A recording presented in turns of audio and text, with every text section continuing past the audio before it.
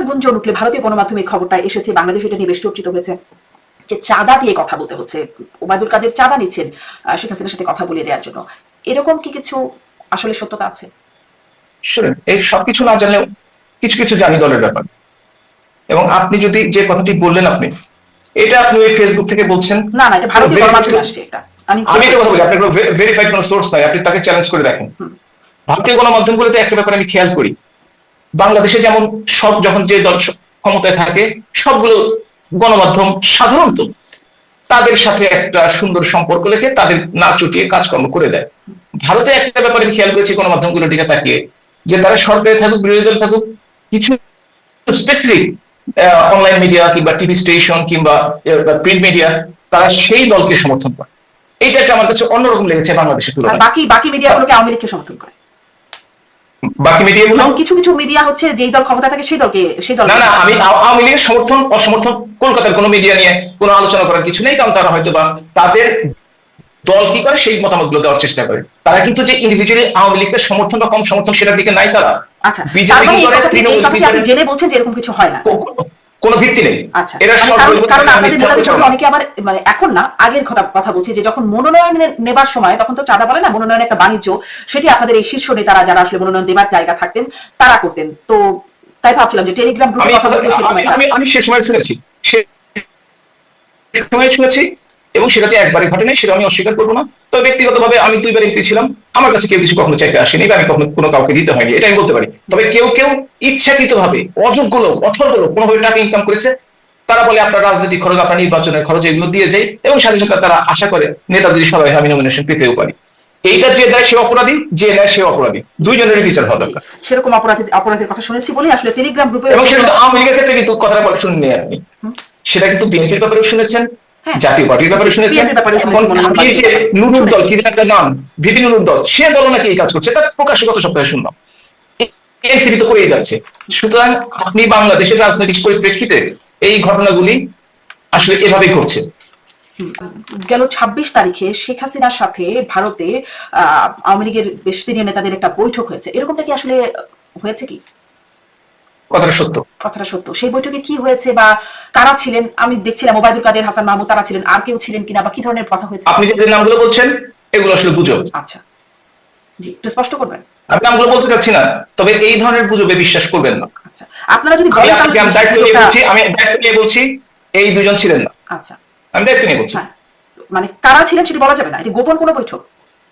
গোপন কোনো প্রকাশ্য বৈঠক। আমি যেহেতু ছিলাম না, তারা হয়তো মনে করতে পারে তাদের নাম আমি ডিসক্লোজ করলাম কেন, সুতরাং তাদের পারমিশন নিয়ে আমি তাদের নামগুলো ডিসক্লোজ করতে পারি, তাদের পারমিশন আগে করতে পারবো। কি আলোচনা হয়েছে সেটা কি আপনি জেনেছেন, শুনেছেন? কোনো নির্দেশনা বা সিদ্ধান্ত হয়েছে কিনা? ওভারঅল আমরা শুনেছি যে সাংগঠনিক আলোচনা হয়েছে এবং এই সংগঠনকে কিভাবে সুন্দর করে চালানো যায় এগুলো নিয়ে আলোচনা হয়েছে, এর বাইরে কোনো আলোচনা হয়েছে আমি শুনিনি। আপনি বলছিলেন যে 26-এর মানে আরো নির্বাচনের আরো 6 মাসের উপরে বাকি আছে, সেই সময় নৌকা মার্কাও সেই নির্বাচনে থাকবে এবং আপনাদের শুরুতেই সেই বিষয় দিয়ে শুরু করছিলেন। সেই জন্য আপনারা এখন মানে এই 1 বছর ধরে কি করলেন? সম্প্রতি একটা খবর দেখতে পাচ্ছি দেশীয় গণমাধ্যমগুলোতে আসছে যে সেনাবাহিনীর একজন মেজর, সাদিক নামের একজন মেজর, তিনি আওয়ামী লীগের ক্যাডারদের ট্রেনিং দিচ্ছেন। এখন তিনি সেই অভিযোগে হেফাজতে আছেন। তিনি এবং তার স্ত্রী পুলিশের এএসপি সুমাইয়া জাফরিন বিনা নোটিসে 150 দিন কর্মস্থলে অনুপস্থিত ছিলেন এবং গোয়েন্দা তথ্য বলছে যে সেই সময় মানে সজীব জয়ের সাথে যোগাযোগ রেখে আওয়ামী লীগের ক্যাডারদের প্রশিক্ষণের ব্যবস্থা তিনি করছেন। এবং এইখানে পুলিশের সাবেক কর্মকর্তা, পলাতক কর্মকর্তা, ভারতে কলকাতায় পলাতক আওয়ামী লীগের নেতারা তার সাথে এই কাজের সাথে যুক্ত এবং এটি তত্ত্বাবধান করছেন সাবেক স্বরাষ্ট্রমন্ত্রী আসাদুজ্জামান খামাল। এটির বিষয়ে আপনি জানেন কি? বা যারা আসলে আমি সত্যিকার অর্থে এই অন্তর্বর্তীকালীন সরকারের অযোগ্যতা অথর্ব একটি সরকার, যে সরকারের একজন মেজর পর্যায়ের সামরিক কর্মকর্তা 150 দিন অনুপস্থিত থাকেন, একজন সুপারিনটেন্ডেন্ট অফ পুলিশ 150 দিন অনুপস্থিত থেকে তারা কোথায় থাকে এই খবরটি রাখতে পারে না, এই সরকারের ক্ষমতায় থাকার কোনো অধিকার নাই। আপনি চিন্তা করে দেখছেন এখন এটা জানছেন যে 150 দিন অনুপস্থিত থাকার পরে ধরলেন, আপনি বলছেন তারা ট্রেনিং দিচ্ছে, আপনি বলছেন তারা তাদেরকে মিটিং করছেন। গোয়েন্দা সংস্থা কই ছিলেন আপনারা? বাংলাদেশে তো গোয়েন্দা সংস্থার কম নেই, আর গোয়েন্দা সংস্থার সদস্য সংখ্যারও কম নেই। এবং আপনি একটা কথা চিন্তা করে দেখেন, যেখানে আওয়ামী লীগের 10 জনের মিছিল হলে ওই এলাকা থেকে 50 জন গ্রেপ্তার হয়ে যায়, আওয়ামী লীগের 5 মিনিটের মিছিল হলে পুলিশ ধাওয়া করে, সেইখানে 200-300, আপনি বলেন 200, আমি বলি মিটিং যখন 200-300 লোকই হওয়ার কথা, তারা মিটিং করলো দিনের পর দিন, ট্রেনিং নিল দিনের পর দিন, তাদেরকে কেন ধরা হলো না? আওয়ামী লীগের কোথাও মিটিং হয়েছে, এনসিপি বৈষম্য বিরোধী নাম দিয়ে তারা ঘেরাও করে। ঢাকা শহরে মিটিং হলো, পত্রিকায় দেখেছি, বসুন্ধরা মিটিং হয়েছে, যেখানে এনসিপির সবচেয়ে অবস্থান, অনেকগুলো বেসরকারি ইউনিভার্সিটি আছে, তারা কেন ধরলো না? এটা কি কোনো নাটক? এটা কি কোনো না, একটা সেখানে গোয়েন্দা ব্যর্থতার কথা বলতেই পারেন, মানে গোয়েন্দা ব্যর্থতার কারণে সরকারের অযোগ্য বলছেন। আপনাদেরও তো গোয়েন্দা ব্যর্থতার কারণে আপনারা জানলেন না যে কিভাবে আপনাদের মানে জঙ্গিদের আন্দোলন হলো বা জঙ্গিরা মুভমেন্ট করলেন, কিভাবে বিশ্বাসঘাতকতা, দেশি বিদেশি ষড়যন্ত্র, আপনারাও তো ঠিক সেই সময় ফিগার আউট করে উঠতে পারলেন না। আপনি যেটা বলছেন কি যে এই সরকার টলমল অবস্থায় আছে, যে কোনো সময় চলে যাবে? আপনার কথা শুনে তেমন হচ্ছে যে আমরা যদি ওই গোয়েন্দা অযোগ্যতার কারণে দেশ ছাড়তে হয়, তাহলে এই সরকারের কি ওই একই কারণে তাদেরকে খুব তাড়াতাড়ি দেশ ছাড়তে হবে? মাহফুজ আলম তো একাগারের পদধ্বনি শুনতে পাচ্ছেন। উনি হয়তো নাট্যকার মানুষ, মানে সাংস্কৃতিক মানুষ কিনা জানি না, ডাইরেক্টই দেখি হয়তো বা পদধ্বনি শুনে যে পায়ের আওয়াজ পাওয়া যায় এই ধরনের কথাবার্তা লিখেছেন। তো উনি কি শুনেছেন, ওনার কাছ থেকে শুনতে হবে, আমরা বলতে পারবো না। বিশেষ করে ব্যক্তিগত হয়ে থাকে, আমি চিনি না, কোনোদিন দেখিও না উপদেষ্টা হওয়ার আগে। আচ্ছা, মানে কিন্তু গোয়েন্দা ব্যর্থতার কথা বলছেন, কিন্তু এরকম কিছু হয়েছে কিনা? গোয়েন্দা ব্যর্থতা আছে ধরে নিলাম, এরকম কিছু হয়েছে কিনা আওয়ামী লীগের এটা তো সরকারের পক্ষ থেকে আরো ক্লিয়ারিফিকেশন দেওয়া উচিত। সেটি তদন্ত হচ্ছে। একজন যদি এই ধরনের, একজন সার্ভিং অফিসার, একজন না দুইজন সার্ভিং অফিসার যদি এই ধরনের কাজ করে থাকে, তাহলে তো তাদের ডিপার্টমেন্ট এবং তাদের বাংলাদেশে প্রচলিত আইন অনুযায়ী তাকে আইনের আওতায় আনার কথা। আজকে পর্যন্ত তো তাকে তো আমি কোনো কোর্টে নিতে দেখি নাই। কোনো একজনকে অ্যারেস্ট করলে 24 ঘন্টার মধ্যে যদি থানায় হাজির না করা হয়, এইটা মানবতা বিরোধী অধিকার, যেটা ইন্টারন্যাশনাল হিউম্যান রাইটস। সেগুলোর দাবি দাওয়া তো কোনো আমলেই আমরা খুব কথা বলে তাহলে সরকার পরিবর্তন কেন হলো? সেই বিষয়ে হয়তো হতে পারে। এখন অনেকেই সেটি বলছেন, কিন্তু আমি আসলে আপনার কাছে জানতে চাচ্ছিলাম যে আপনাদের দলের ভিতরে নেতাকর্মীরা ভারতে যারা আছেন তাদের মধ্যে এটা হচ্ছে, আলোচনা হচ্ছে বা তারা সম্পৃক্ত আছেন, পুলিশের সাবেক কর্মকর্তা, সাবেক স্বরাষ্ট্রমন্ত্রী। আমি সেটা খবরের কাগজে দেখেছি কয়েকদিন আগে, এবং একটা ফেসবুকে বেশ বড় স্ট্যাটাস দেখলাম, একজন আমাকে পাঠিয়েছে, হোয়াটসঅ্যাপে দেখি যে লেখা আছে কবে গ্রেপ্তার হয়েছে, কি হয়েছে। ও আচ্ছা, তাই নাকি? আমার মনে সন্দেহ হলো যে আওয়ামী লীগ 10 জনের মিছিল করতে পারে না বাংলাদেশে, তার বিরুদ্ধে পুলিশ র্যাব সব নেমে যায়, সেইখানে মাসের পর মাস ধরে মিটিং করবে, 150 দিন মানে হচ্ছে 5 মাস। এটাও কি বাংলাদেশে সম্ভব? আর এটা যদি সম্ভব হয়, তাহলে সরকারের জন্য আসলে তাদের বিদায়ের ঘন্টা বাজছে, পদধ্বনি শুনতে ঠিকই পাচ্ছে সে। আচ্ছা, কদিন আগে আমার অনুষ্ঠানেই দাবি করছিলেন রাশিদ রহমান এবং নাজমুল হাসান কলিমুল্লাহ, আপনাদের মানে আওয়ামী লীগ নেতা রাশিদ রহমান এবং নাজমুল হাসান কলিমুল্লাহ প্রফেসর, তারা দাবি করছিলেন ভারতে সর্বদলীয় বৈঠক হয়েছে, সেই বৈঠকের সিদ্ধান্ত হয়েছে শেখ হাসিনাকে সসম্মানে বাংলাদেশে প্রত্যাবর্তন করানোর, এবং এটি খুব গোপনীয়তার সাথে এই বৈঠকটি হচ্ছে। তিনি ফেসবুক পোস্টেও লিখছিলেন। এটা এরকম কিছু আসলে আপনারা জানেন কিনা? খুবই গোপনীয়তার সাথে মিটিং হয়েছে, কেউ জানে না, শুধুমাত্র নরেন্দ্র মোদী, রাশিদ রহমান এবং মেজর কলিমুল্লাহকে ফোন করেছিলেন, আর কাউকে জানেন। সুতরাং সেই খবরটি তারা গোপন রেখেছেন এবং আপনার শোতে এসে বলেছেন একদম গোপনীয় ভাবে, যাতে কেউ না জানতে পারে। এটাই বলতে চাচ্ছেন? না, আমি এটা বলতে চাচ্ছি না। আপনাদের নেতারা দাবি করছেন, তিনি ফেসবুকে দাবি করছেন, আর সাথে আরো ব্যক্তিরা দাবি করছেন এবং প্রকাশ্যে দাবি করছেন। গোপনীয় আমাকে কেউ গোপনে বলছেন, আমি প্রকাশ্যে অনুষ্ঠানে শুনছি। না, আপনাকে গোপনে বললে তো কলিমুল্লাহ সাহেব আপনার টিভি শোতে এসে বলতো না। তাহলে যে মিটিংটি গোপনীয়, যে মিটিংটি ভারতীয় মিডিয়াতেও আসেনি কিংবা কাউকে জানানো হয়নি, তারা কিভাবে জানেন? আপনি কিন্তু সেই প্রশ্নটি রাশিদ রহমানকে জিজ্ঞেস করেছিলেন, আমি আপনার শোটি দেখেছি, আপনি উত্তর পেয়েছিলেন? পাননি, পাবেন না সেটার উত্তর। যার কোনো বেজ নাই সেটার উত্তর পাওয়া যায় না। তার মানে এরকম কিছু হয় নাই বলেই আপনি বলছেন? মানে সর্বদলীয় বৈঠক আমি বলতে পারবো না যে হয় নাকি হয়েছে, আমি বলতে পারবো না। আমি বলতে পারবো মিটিং হয়েছে, মিটিং এ কি হয়েছে আমি জানি না, তারাও জানেন। আচ্ছা, বাংলাদেশে নির্বাচন হতে হলে অবশ্যই বাংলাদেশের বড় দুটি দলের অংশগ্রহণে শুধুমাত্র নির্বাচন গ্রহণযোগ্য হবে। বাংলাদেশের সর্বপ্রাচীন দল বাংলাদেশ আওয়ামী লীগ এবং সর্ববৃহৎ দল, এবং সাথে বাংলাদেশের জাতীয়তাবাদী দল, এদের বাদ দিয়ে আসলে কোনো নির্বাচন বাংলাদেশে হওয়ার সম্ভাবনা নেই। অর্থাৎ আপনি যেভাবে বলুন না কেন নির্বাচন নিবন্ধন স্থগিত রাখা হয়েছে কিংবা কার্যকলাপ নিষিদ্ধ করা হয়েছে, আজ থেকে প্রায় 6 মাসেরও বেশি সময় পরে নির্বাচন, আপনারা দেখবেন ইনশাল্লাহ নৌকা মার্কার আওয়ামী লীগ আবারও নির্বাচনে অংশগ্রহণ করবে, এবং জনগণ যদি নির্ধারণ করেন, যেটাই নির্ধারণ করেন সেটাই বাংলাদেশ আওয়ামী লীগ মেনে নেবে। মানে 6 মাসের বেশি সময়ের পরে নির্বাচন, এর মধ্যে আপনারা এমন কিছু করতে সক্ষম হবেন যাতে নৌকা মার্কা নির্বাচনে অংশগ্রহণ করতে পারবে। আরেকটু এই বিষয়ে একটু বিস্তারিত শুনবো, কিন্তু আপনি বলছেন বড় দুটি দলের অংশগ্রহণ ছাড়া নির্বাচন গ্রহণযোগ্য হয় না। তাহলে আপনাদের সময় যে নির্বাচন, মানে আওয়ামী লীগ আমলের কথা বলছি, দুটি নির্বাচনে 14 নির্বাচন এবং 24 নির্বাচনে বড় দুটি দলের একটি দল নির্বাচনে অংশগ্রহণ করলো না। আপনারা তো বললেন নির্বাচন গ্রহণযোগ্য, তখন কেন বললেন? প্রথমত তারা নির্বাচনে অংশগ্রহণ করতে চেয়েছে কিনা। আজ যদি বাংলাদেশ আওয়ামী লীগ বলে নির্বাচনে অংশগ্রহণ করবো না, তাহলে দোষটি সম্পূর্ণ আওয়ামী লীগের উপর চলে যাবে।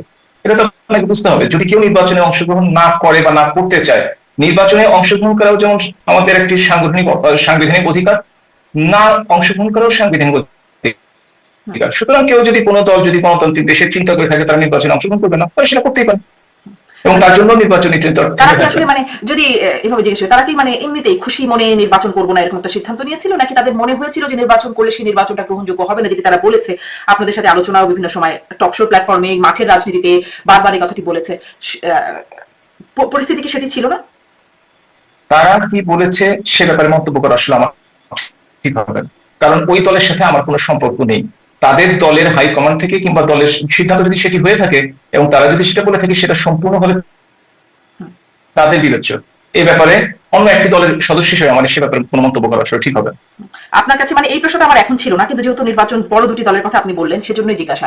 মানে বিএনপির অংশগ্রহণ ছাড়া, তারা নিজেরা অংশগ্রহণ করেনি, তারা নিষিদ্ধ হয়নি, তবু অংশগ্রহণ করেনি, সব ঠিক আছে, কিন্তু তাদের অংশগ্রহণ ছাড়া সেই নির্বাচনটি কি আপনি গ্রহণযোগ্য নির্বাচন বলবেন? দেশে বিদেশে সেটি আসলে সেভাবে আপনি জানেন কি বলা হয়, আপনি আপনাদের মতে কি সেটি গ্রহণযোগ্য এখন মনে হয়? আপনি তো জানেন যে বাংলাদেশের এই তিনটি নির্বাচন, দুটি নয় তিনটি নির্বাচন নিয়ে প্রশ্ন আছে, গ্রহণযোগ্যতা নিয়ে প্রশ্ন আছে, নিয়ে কোনো সন্দেহ নেই। কিন্তু বাংলাদেশের প্রত্যেকটি নির্বাচন নিয়েই প্রশ্ন আছে, আর শুধুমাত্র আপনার তিনটা নির্বাচন কথা বললে তো আসলে সেটা একটা দলকে দোষারোপ করা হয়ে থাকে। আপনি যদি এই নির্বাচনের কথা বলেন ইলেকশনের সময়, কিংবা মধ্য ফেব্রুয়ারি নির্বাচনের কথা চিন্তা করে থাকেন বিএনপির সময়, এই কথাগুলো যদি একসাথে বলতেন তাহলে মনে করতাম যে একটা লেভেল প্লেইং ফিল্ড মেইনটেইন করা হচ্ছে, অন্তত টক শোতে, রাজপথে না হলে মাঠে না হলে। তাহলে অবশ্যই বলা যেতে পারতো সেই নির্বাচনগুলোর কি অবস্থা, কিংবা যে নির্বাচনগুলোতে সামরিক শাসকরা করেছে। তারপরে আসলে সরকার বেশি দিন টিকতে পারে নাই, তারপরে আবার নির্বাচন হয়েছে, আওয়ামী লীগ এসেছে, তারপরে আবার যদি নির্বাচনে কোনো ঝামেলা হয়েছে, মানে নির্বাচনের পরে পট পরিবর্তন হয়েছে, ক্ষমতার একটা পরিবর্তন হয়েছে। কিন্তু আপনারা মানে এটা এই কারণে বারবার হয়তো আলোচনায় আসে 14, 18, 24 এবং তারপরে আর কত যে যদি আপনারা ক্ষমতায় থাকতেন, তার কি কোনো সীমারেখা ছিল? আপনাদের কি কোনো মনস্তত্ত্ব ছিল যে সামনে নির্বাচনকে গ্রহণযোগ্য করতে আপনারা কি করবেন? কোনো পরিকল্পনা কি ছিল? আমরা তো শুনিনি তখন। আমরা কিন্তু এখনো এই কথাই বলছি যে নির্বাচন নিয়ে প্রশ্ন আছে। বাংলাদেশের যে সমস্ত নির্বাচনগুলো, সেটা 79 নির্বাচন যেটা জেনারেল জিয়াউর রহমান করেছিলেন, 88 নির্বাচন জেনারেল এরশাদ করেছিলেন, 86 নির্বাচন, অনেকগুলো নির্বাচন নিয়ে প্রশ্ন আছে। কিন্তু একটি ব্যাপার খেয়াল করে দেখেন, আপনি যে কথাটি বললেন যে 86, 96 যে মধ্য ফেব্রুয়ারি নির্বাচন, সরকার কিন্তু জনপ্রিয়তা না থাকার জন্য টিকতে পারে নাই। কিন্তু আওয়ামী লীগের ক্ষেত্রে কিন্তু এইটি ঘটে নাই, এটাও কিন্তু বাস্তবতাকে স্বীকার করতে হবে, সে যে কারণেই হোক না কেন। তাহলে সেই জনপ্রিয়তা এত ধস হঠাৎ করে কেন হয়ে গেল যে 24 ভাবে আপনাদের বিতাড়িত হলো, টিকতে পারলেন না আপনারা? হ্যাঁ, এটা একটা খুবই ভালো কথা বলেছেন যে আসলে কি এমন হলো যে বৈষম্য বিরোধী ছাত্রদের একটা আন্দোলনের মাধ্যমে পরে জনগণ সম্পৃক্ত হয়ে আওয়ামী লীগ টিকতে পারতো না। এটা একটা খুবই ভালো প্রশ্ন করেছেন। যখন জাতীয় আন্তর্জাতিক ষড়যন্ত্র এবং বিশ্বাস ভঙ্গ বা বিশ্বাসঘাতকতা ঘটে থাকে, তখনই এই ধরনের ঘটনা ঘটে। এটা শুধু বাংলাদেশের বিভিন্ন দেশে হয়েছে। আপনি দেখছেন প্রেসিডেন্ট ট্রাম্প নিজে বলেছেন তিনি কিন্তু ইউএসএইড বন্ধ করে দিয়েছেন, কারণ বাংলাদেশের নাকি strengthening of the landscape, political landscape of Bangladesh. কথার অর্থ আমি অনেক বোঝার চেষ্টা করেছি, আপনি আমাকে একটু বুঝিয়ে বললে ভালো হবে। তার অর্থ বুঝি নাই, কিন্তু তার পিছনে টাকা খরচ করা হচ্ছে। আপনি দেখে থাকেন ভলকার টার্ক, ইউএন এর মানবাধিকার কমিশনের তিনি কমিশনার, তিনি কিন্তু বিবিসির সাক্ষাৎকারে স্পষ্ট বলেছেন আর্মিকে বলে দেওয়া হয়েছে কোন প্রকার পক্ষ অবলম্বন করলে তাদের কিন্তু বাংলাদেশের সামরিক বাহিনীর সদস্যরা যদি শান্তিরক্ষী বাহিনীতে, সেটা অসুবিধা হতে পারে। এবং আপনি যদি এখন দেখে থাকেন তাহলে দেখবেন যে এই যে ছাত্রলীগের মধ্যে শিবিরের কর্মীরা লুকিয়ে ছিল, তারা অত্যাচার করেছে বিভিন্নকে, আপনার এগুলো কিন্তু অস্বীকার করার কিছু নাই। এবং আপনারা কিন্তু চিন্তা করে দেখবেন, সেদিন আমি ডাক্তার সায়ন্তের একটা টক শুনছিলাম যে নাহিদ ইসলাম যিনি এখন ন্যাশনাল সিটিজেন পার্টির আহ্বায়ক, তিনিও নাকি শিবিরের কর্মী, যেটা তাকে জেলে নাকি আরেকজন জামাতের নেতা তাকে বলেছেন, আমি শুনেছি। সুতরাং সবাই মিলে যদি একটা এমন অবস্থার সৃষ্টি হয়েছিল, বিশেষ করে জাতীয় এবং আন্তর্জাতিক ষড়যন্ত্র, এটা ঘটতেই পারে। এবং আরেকটি কথা বলে রাখি, সেটা হচ্ছে আপনি যদি জনপ্রিয়তার মাপকাঠি বাংলাদেশের ক্ষেত্রে, যদিও নির্বাচন নিয়ে প্রশ্ন আছে, তবুও 2008 সালের নির্বাচন বাংলাদেশ আওয়ামী লীগ 48 ভাগের বেশি ভোট পেয়েছিল। এটা আমি সবাইকে, আওয়ামী লীগের সবচেয়ে দুঃসময়ে 75-এর জাতির পিতা বঙ্গবন্ধু শহীদ হওয়ার পরে যে নির্বাচনটি হয় জেনারেল জিয়ার সামরিক শাসনের সময়, সেই সময়টিতে সবচেয়ে খারাপ সময় কিন্তু আওয়ামী লীগ 25 ভাগের বেশি ভোট পেয়েছিল, সেটি সবচেয়ে কম ভোট পেয়েছিল তাদের ইতিহাসে। এত কম ভোট কোনোদিন পাই। সুতরাং আপনাকে বিবেচনায় রাখতে হবে যে দলটি 35 থেকে 40 ভাগ জনগণের সমর্থনে নিয়ে আছে, সেই দলটি হ্যাঁ ভুল করেছে, অন্যায় করেছে, বেশি দিন ক্ষমতায় থাকলে ভুল হয়ে যায়, অনেক কিছু অন্যায় হয়ে করেছে, তার জন্য অবশ্যই সেই ব্যাপারে শাস্তি যদি কোনো থেকে থাকে আইন অনুযায়ী বা আছে নিশ্চয়ই, সেটা অবশ্যই পাবে, সেটা আমি হলেও হবে, তাতেও কোনো অসুবিধা নেই। জি, অনেকগুলো প্রশ্ন জমে যাচ্ছে, যে ভুল করেছে, অন্যায় করেছে, আগের প্রশ্ন জমে গেছে। আমি মানে আগেরটা থেকে শুরু করি, যে আপনি বলছেন জাতীয় আন্তর্জাতিক ষড়যন্ত্র এবং বিশ্বাসঘাতকতা। জাতীয় আন্তর্জাতিক ষড়যন্ত্রের বিষয়টা মোটামুটি বুঝলাম, বিশ্বাসঘাতকতা কে করেছে? আপনি যদি দেখে থাকেন যে আগের দিনও যারা বিভিন্ন ভাবে নিয়োগপ্রাপ্ত বিভিন্ন কর্মকর্তাগণ, তারা আগের রাত অর্থাৎ 4 তারিখের রাতে যে কথাগুলো বলে গণভবন ত্যাগ করেছেন, পরবর্তীকালে পরদিন সকালে কিন্তু তারা সেই কথাগুলো রাখেন নাই। কেন রাখেন নাই? তাদের কোথা থেকে চাপ এসছে, তারা কি করেছে, তাদের কমান্ড ফলো করেছে কিনা, এগুলো বিস্তারিত আসলে জানার ব্যাপার আছে। তবে ওই সময়টিতে যেহেতু আমি সরাসরি কোনো কাজের সাথে ইনভলভ ছিলাম না, আপনারা জানেন যে আমি সেই সময় এমপিও ছিলাম না, পার্টির কোনো গুরুত্বপূর্ণ দায়িত্বেও ছিলাম না, আপনি নিশ্চয়ই জানেন, এবং সেই জন্য ভিতরের খবরটি পাওয়াটা আমার জন্য কঠিন। তবে কারণ কদিন আগে সাবেক স্বরাষ্ট্রমন্ত্রী আসাদুজ্জামান খান কামাল তিনিও একটা সাক্ষাৎকারে বলেছেন যে আগের রাতে সেনাপ্রধান বলে গেছেন যে আমি মানে তিনি দেখছেন বিষয়টা, কিন্তু পরের দিন আসলে এই ঘটনা ঘটেছে। আপনিও কি তাই মিন করছেন? আমি পরিস্থিতি সাপেক্ষে সেদিকেই আমি ইঙ্গিত করার চেষ্টা করছি। আচ্ছা, তাহলে জাতীয় আন্তর্জাতিক ষড়যন্ত্র যেহেতু সরাসরি ব্যাপারটার সাথে আমি সরাসরি জড়িত নই, সুতরাং আমি সকলের কথা শুনে ইঙ্গিত করছি। আমার পক্ষে যদি বলেন আপনি জানেন কিনা, তবে ব্যাপারটা না, আমার পক্ষে যেহেতু ওইখানে উপস্থিত ছিলাম না, ওই সময়টাতে আমি রাজনীতিতে ততটা অ্যাক্টিভ ছিলাম না, সুতরাং অবশ্যই আমি ব্যাপারটাকে প্রমাণ করতে পারা আমার পক্ষে সম্ভব নয়। ডক্টর হাবিবে মিলাদ, সজীব ওয়াজেদ জয়, শেখ হাসিনা পুত্র, তিনি একটি ফেসবুকে পোস্ট করছেন, যেটি আওয়ামী লীগের ফেসবুকে আমি দেখলাম, সেখান থেকে দেখলাম। তিনি লিখছেন আজ মানে 5 আগস্টের প্রসঙ্গে তিনি লিখছেন, আজ ছাত্র জনতা ও পুলিশ গণহত্যা দিবস। গত 2024 সালের এই দিনে বিদেশি মদতপুষ্ট জঙ্গিরা নির্বাচিত সরকারকে সহিংসভাবে উৎখাত করে অবৈধভাবে ক্ষমতা দখল করে কোটা বিরোধী আন্দোলনের নাম দিয়ে দেশকে 71 পূর্ব অন্ধকারে ফিরিয়ে নিয়ে যায়। আত্মীয় দেশে আন্তর্জাতিক ষড়যন্ত্র বিশ্বাসঘাতকতার কথা বলছিলেন, কিন্তু আমি আসলে এই বিষয়টা জানতে চাই যে বঙ্গবন্ধু শেখ মুজিবুর রহমানের নেতৃত্বে মুক্তিযুদ্ধ এবং সে স্বাধীনতা সংগ্রাম এবং আমাদের স্বাধীনতা, তারপরে তার কন্যা শেখ হাসিনার নেতৃত্বে থাকাকালীন সময়ে 71-এর পূর্ব অবস্থায় ফিরে গেল। এই আসলে তার কন্যার নেতৃত্বের জায়গায় এই অবস্থায় এসে পৌঁছালো, এটিকে একরকম সেটি স্বীকার করা? না, আপনি তাই বলেছেন না, কন্যা চলে যাওয়ার পরে তিনি কি বলেছেন আপনি যদি একটু পড়ে থাকেন। হ্যাঁ, উনি বলছেন যে জঙ্গিরা নির্বাচিত সরকারকে সহিংসভাবে উৎখাত করে অবৈধভাবে ক্ষমতা দখল করে কোটা বিরোধী আন্দোলনের নাম দিয়ে দেশকে 71-এর পূর্ব অন্ধকারে ফিরিয়ে নিয়ে যায়। কোটা বিরোধী আন্দোলনের নাম করে দেশকে 71 পূর্ব অন্ধকারে। হ্যাঁ, আপনি তাহলে প্রশ্নটা এখন ঠিক আছে। সেটা হচ্ছে আজকে যদি আপনি জুলাই সনদটি দেখে থাকেন, তাহলে দেখবেন 19 নম্বর অনুচ্ছেদে লেখা আছে যে তৎকালীন প্রধানমন্ত্রী শেখ হাসিনা পদত্যাগ করে চলে যান। কথাটি সর্বৈব মিথ্যা, কারণ আজকে পর্যন্ত কেউ পদত্যাগ পত্র দেখাতে সক্ষম হয়নি, এটা আপনি জানেন, আমিও।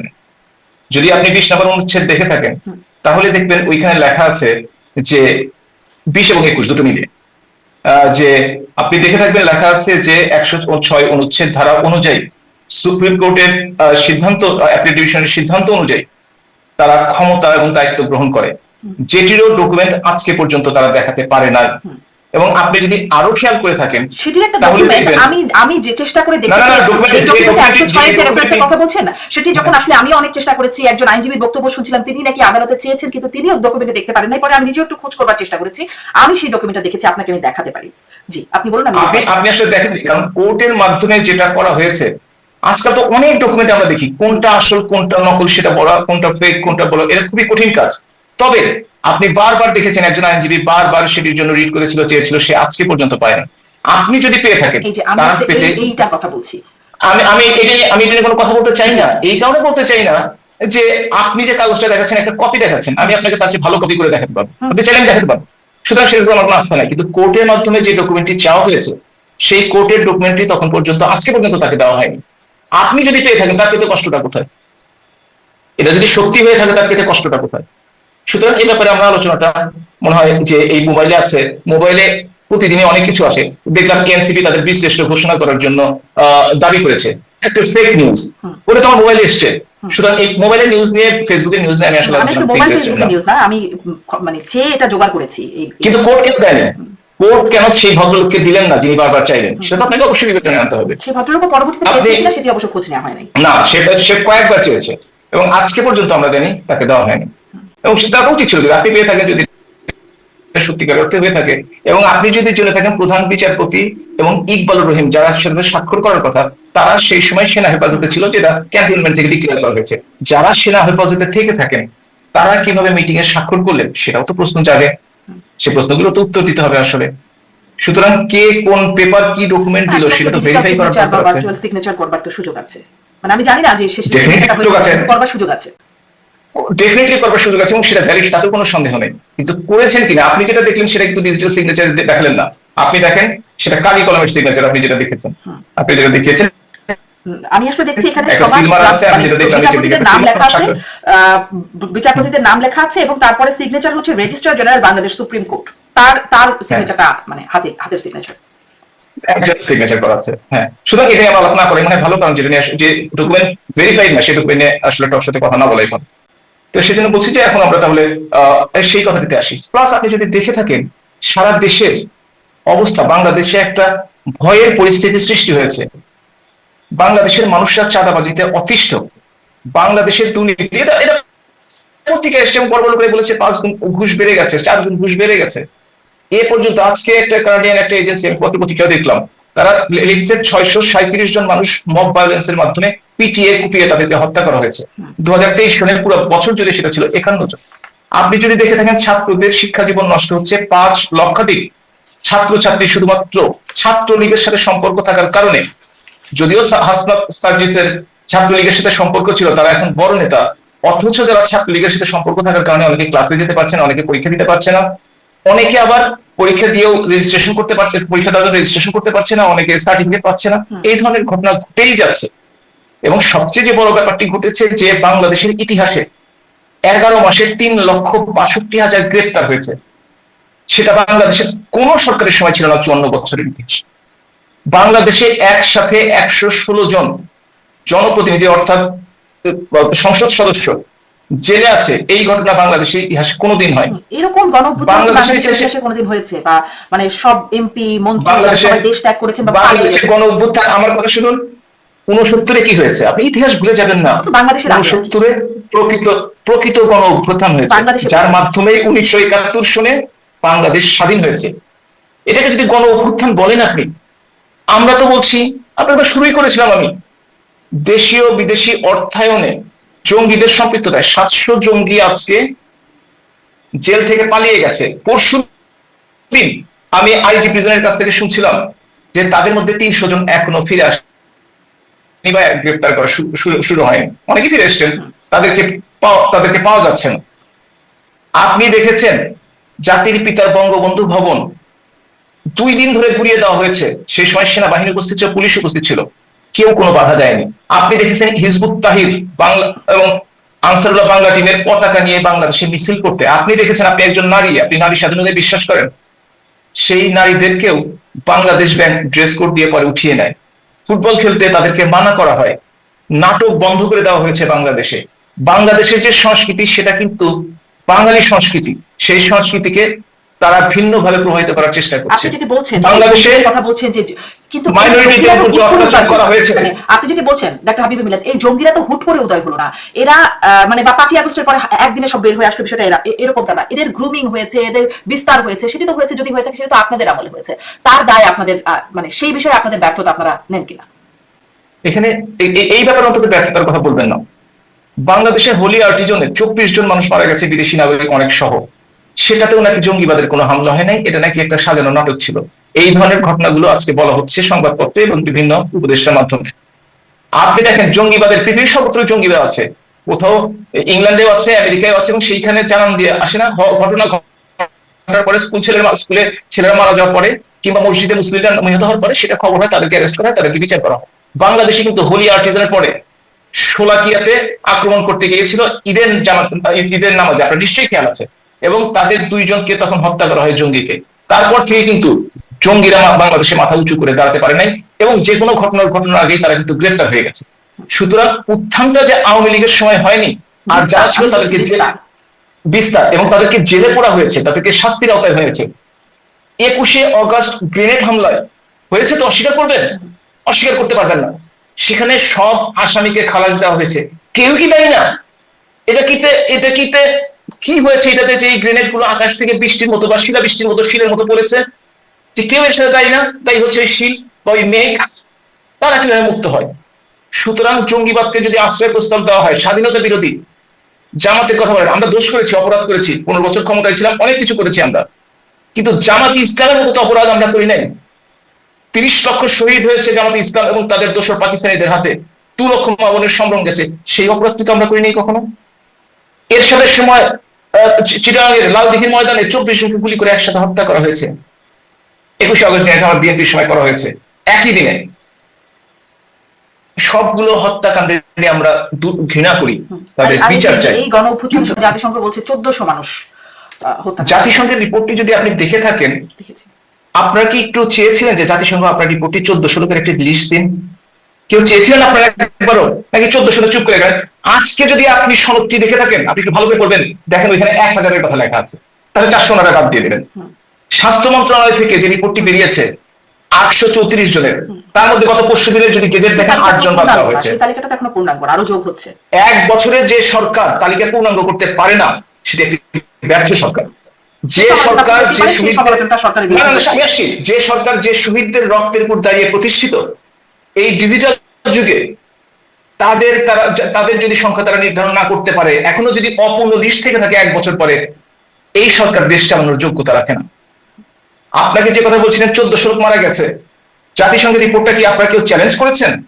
যে সরকার বলছে সনদের মধ্যে 1000, স্বাস্থ্য মন্ত্রণালয় বলছে 8834 থেকে 8 জন বাদ দিলে 826 জন। জামাতি ইসলাম 10 খন্ডের একটা বই বের 10টি বই বের করেছে, তাতে 691 জন। তাহলে আপনি 1400 কই থেকে পেলেন? এটা তো আমার জানার দরকারই আছে। আপনারা চ্যালেঞ্জ করেছেন? আমরা তো আজকাল আমরা চ্যালেঞ্জ, আমি ব্যক্তিগতভাবে আমরা চ্যালেঞ্জ করেছি, বিভিন্ন অনুষ্ঠানে চ্যালেঞ্জ করেছি, আমি চ্যালেঞ্জ করেছি। সরাসরি চ্যালেঞ্জ করার উপায় নাই, মানে আনুষ্ঠানিকভাবে আমি তো ব্যক্তিগতভাবে চ্যালেঞ্জ করার অধিকার রাখি না। আমি চিঠি লিখেছিলাম জাতিসংঘকে, যখন জাতিসংঘ টিম আসে, আমি বলেছিলাম আপনারা সকলের ইন্টারভিউ নিচ্ছেন, আমি ক্ষতিগ্রস্ত। আমি সেই সময় যে এলাকায় হত্যাকাণ্ডগুলো ঘটেছে সেই এলাকায় উপস্থিত না থাকা সত্ত্বেও, সেই সময় রাজনৈতিক ভাবে, যদি আওয়ামী লীগের সদস্য, আমি গর্বিত সদস্য সবসময় বলি, কোন পদে না থাকা সত্ত্বেও, কোন জনপ্রতিনিধি না থাকা সত্ত্বেও আমার বিরুদ্ধে অনেকগুলো মিথ্যা হত্যা মামলা দেওয়া হয়েছে। আমি বলেছিলাম আমি ইন্টারভিউতে রাজি আছি, আমি পালিয়েছিলাম ঢাকাতে, তখন আমি লুকিয়েছিলাম একটা বাসায়, আমি ইমেলে যোগাযোগ করি তাদের সাথে, তারা আমার ইন্টারভিউ নেওয়ার কোনো প্রশ্ন, আমি চাইলে আপনাকে ইমেলের কপিগুলো এখনো পাঠিয়ে দিতে পারি, আপনি সেগুলো নিয়ে একটু দিতে পারেন তাদেরকে, যে সেপ্টেম্বর মাসে, আপনার সম্ভবত অক্টোবর মাসে তারা এসেছিল আমাদের, ওদেরকে সেপ্টেম্বরে আমি তাদেরকে নির্দিষ্ট সময় দিয়েছিল, এত তারিখের মধ্যে চিঠি দিতে হবে, আমি সেই চিঠিটি তাদেরকে দিয়েছি, কয়েকবার দিয়েছি। কিন্তু আজকে পর্যন্ত আপনার জানা মতে কারো ইন্টারভিউ নিয়েছে আওয়ামী লীগের? আমার জানা মতে, আমি তো সকলকে বলতে পারবো না, তবে আমি যতদূর শুনেছি যে আওয়ামী লীগের তেমন কারো ইন্টারভিউ নেয়নি, এটা নাকি এক পেশে ইন্টারভিউ নেওয়া হয়েছে। তবে এই মন্তব্যটা করা ঠিক হচ্ছে না এই কারণেই, যেহেতু সব আওয়ামী লীগের সাথে আমার তো যোগাযোগ করা সম্ভব হয়নি।